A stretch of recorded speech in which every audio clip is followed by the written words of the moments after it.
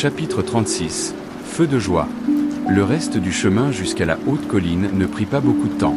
Avec Nephi en tête, prenant tous les virages aux bons endroits, nul besoin d'explorer le labyrinthe et de revenir sur ses pas après être tombé sur une impasse.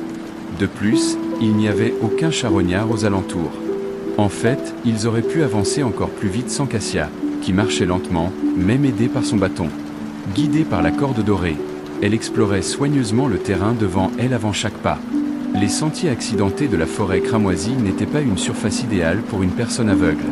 Sunny ne dit pas grand-chose, jetant de temps à autre un regard incrédule à l'étrange couple. De toute façon, Cassia semblait un poids mort. C'était peut-être cruel à dire, mais dans la réalité impitoyable du royaume des rêves, une gentillesse mal avisée était un chemin sur vers la mort. Avant de rencontrer et d'observer les filles, il espérait encore que le terrible défaut de Cassia cachait un aspect inattendu et puissant. Mais d'après ce qu'il vit, ce n'était pas le cas. Si elle ne pouvait même pas marcher correctement, quel genre de pouvoir pouvait-elle cacher? Rien ne pouvait compenser le fait impitoyable que la jeune fille aveugle ne pouvait se protéger et ne ferait qu'entraîner ses compagnons dans sa chute. Il fallait être fou ou ne pas aimer la vie pour permettre une telle chose. Alors, laquelle de ces descriptions convenait à Nephi? D'une certaine manière, il avait le sentiment qu'aucune ne lui convenait. Le soleil n'était pas loin lorsqu'ils atteignirent la colline.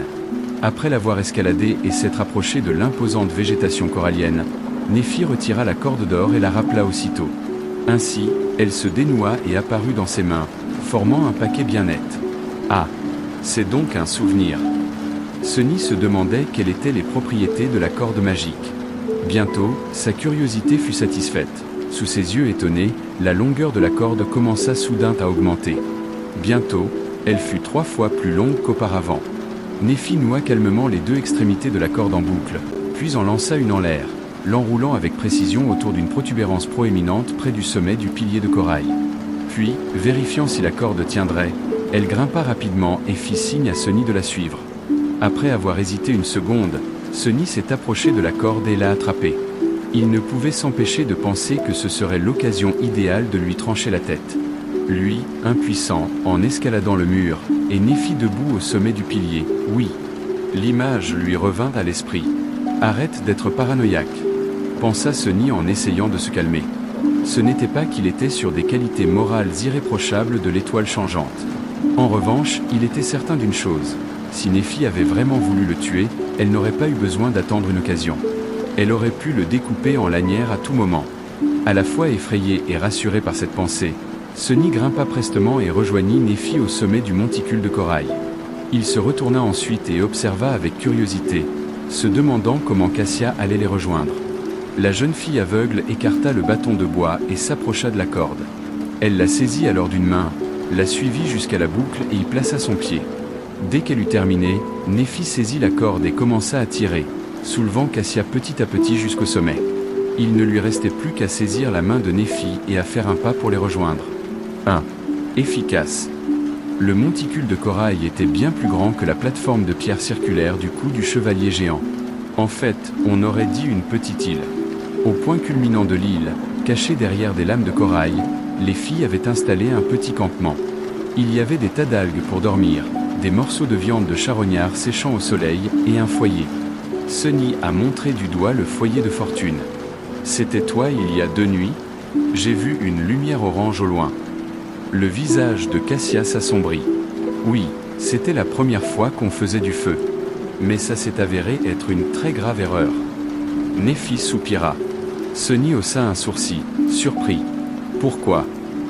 La jeune fille aveugle toucha ses cheveux et tourna la tête vers Nephi. La nuit, la moindre lumière attire les monstres. Nous avons d'abord été attaqués par des charognards.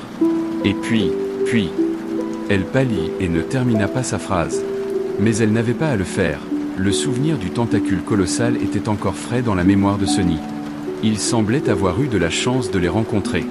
Sinon, il allait certainement faire un feu ce soir pour rôtir de la viande de charognard. Je vois. Nephi regarda le ciel et s'éclaircit la gorge. Ça devrait aller maintenant. Il nous reste encore du temps avant le coucher du soleil. Après cela, elle s'occupa d'allumer le feu.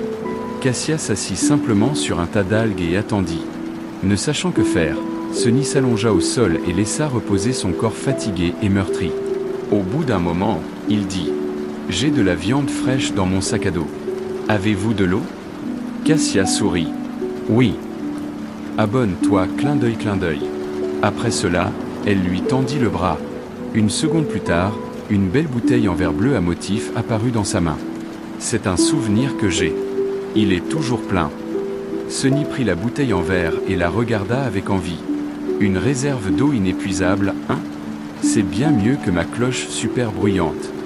Je vous remercie. » Il porta la bouteille à ses lèvres et but avidement l'eau fraîche et délicieuse. En effet, malgré toute la quantité bue, la quantité d'eau contenue ne semblait pas diminuer. Est-ce vraiment sans fin?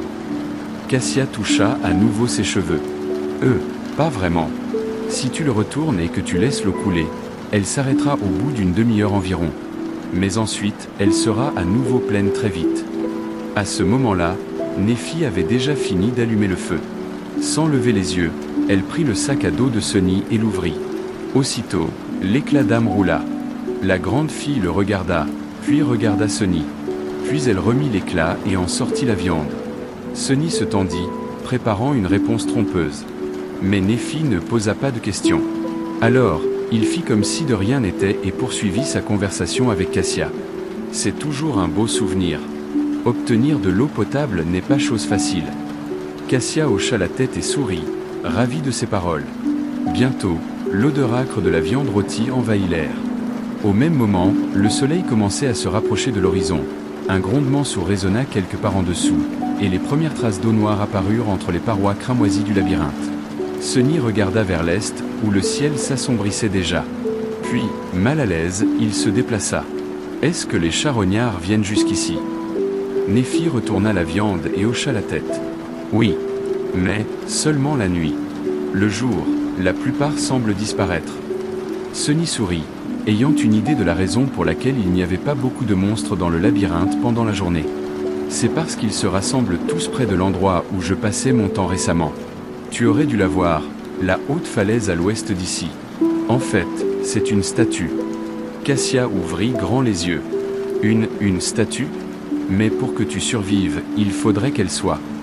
Oui, c'est une statue géante de chevalier, d'au moins 200 mètres de haut. Il lui manque la tête, alors je me suis caché sur le coup. Bref, le jour où nous avons été envoyés ici, 2 créatures marines se sont affrontées près de cette statue. Quand l'eau s'est retirée, j'ai vu une énorme carcasse gisant là, déchiquetée lentement par des centaines de charognards. Nephi hocha la tête. Cela expliquerait l'absence de créatures cauchemars pendant la journée. Combien de temps? Sunny cligna des yeux. Combien de temps quoi? Changing Star le fixa pendant quelques secondes, mettant tout le monde mal à l'aise. Combien de temps, avant qu'ils aient fini de dévorer la carcasse? Oh, un jour de plus, 2 au maximum. Nephi se détourna, prit la viande du feu, puis l'éteignit rapidement. Il y a définitivement quelque chose qui ne va pas chez cette fille. Ils mangèrent tous les 3 dans la pénombre du crépuscule. La viande était juteuse, tendre et incroyablement délicieuse. C'était meilleur que tout ce que Sunny avait jamais goûté, même à la cafétéria de l'académie. Bien sûr, sa faim insoutenable y était pour quelque chose. De temps en temps, ils se passaient la bouteille en verre. Lorsqu'ils eurent terminé leur repas, la mer Noire était de retour et la nuit était tombée. Tout était plongé dans une obscurité totale. Bien sûr, Sunny pouvait facilement voir Nephi et Cassia. Sous le couvert de la nuit, l'étoile changeante restait quasiment la même.